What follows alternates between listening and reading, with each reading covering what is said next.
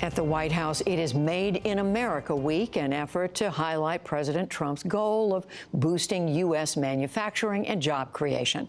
However, it has again sparked questions over Mr. Trump and his family's businesses, particularly where their products are manufactured. John Yang has the story. Today, the White House South Lawn was turned into a showcase for products made in each of the 50 states, but not on display. Merchandise sold by the Trump Organization or Ivanka Trump's fashion line. Most of those things are made overseas. Here to talk about how Ivanka Trump's clothing is made is Matea Gold of the Washington Post. She's part of a team of reporters that investigated the Ivanka Trump brand's manufacturing practices. Matea, thanks for joining us. In your story, you said that the Ivanka Trump fashion line had retail sales of about $100 million last year. What does she make and where does she make them? The Ivanka Trump brand, which the first daughter still owns but does not control in a day-to-day management, makes clothes, handbags, shoes in an array of overseas factories. We found exclusively in foreign factories. We traced her current line of products to 5 specific countries: Bangladesh, China, India, Indonesia, and Vietnam. There's also customs records that show that back in 2013, some of her shoes were made in Ethiopia.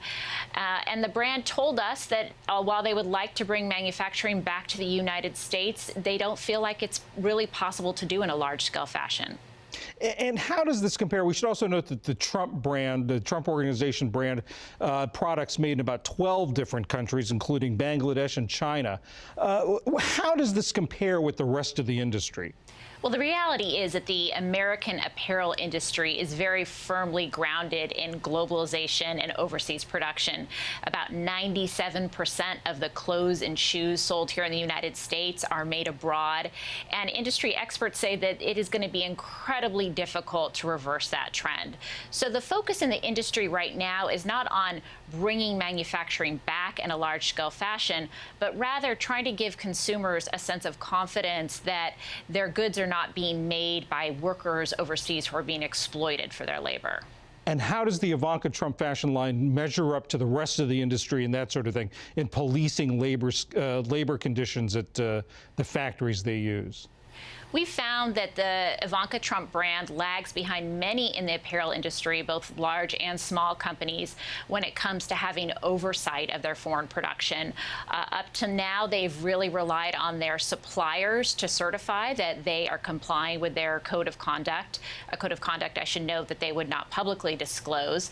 They are taking measures now to do greater oversight, the kind of measures that other companies already have, such as bringing in a group to independently audit factories and to provide some programs on the ground to support some of the women who make their clothes.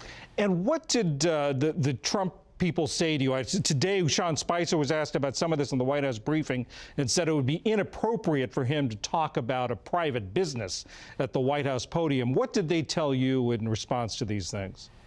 Well, the president of the Ivanka Trump brand, Abigail Clem, told us that one of the reasons they had not taken these other measures that other companies have is because they're a newer and smaller brand, and that they're looking now to really try to live their mission of Women Who Work, which is the motto Ivanka Trump developed at her company throughout their whole supply chain.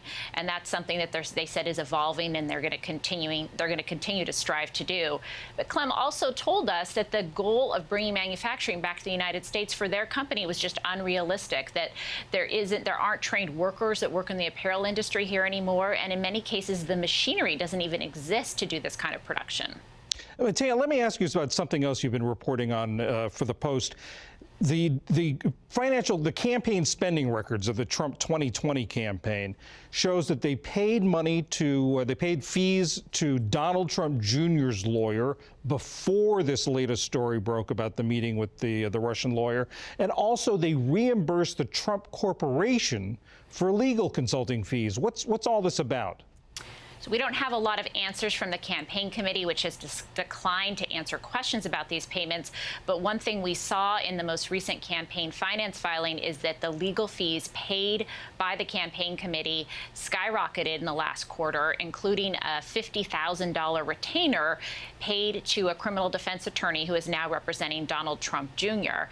This came in late June, before President Trump himself said he knew about this meeting in which there were several Russian or Russian-linked people involved. And so it does raise questions about whether this payment specifically was connected to the Russia probe.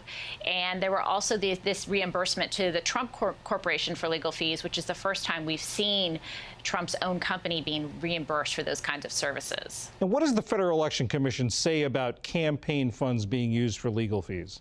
So campaign committees have a lot of leeway to spend money on legal fees as long as the payments are directly connected to activity connected to the campaign. So if the expenses would not have been incurred but for the campaign committee, they can pay them. But if there are expenses that aren't related to political activity, they're beyond the purview of the committee. So the fact that these payments were made through the re-election committee suggests that they are connected to some sort of legal investigation or legal work connected to the campaign.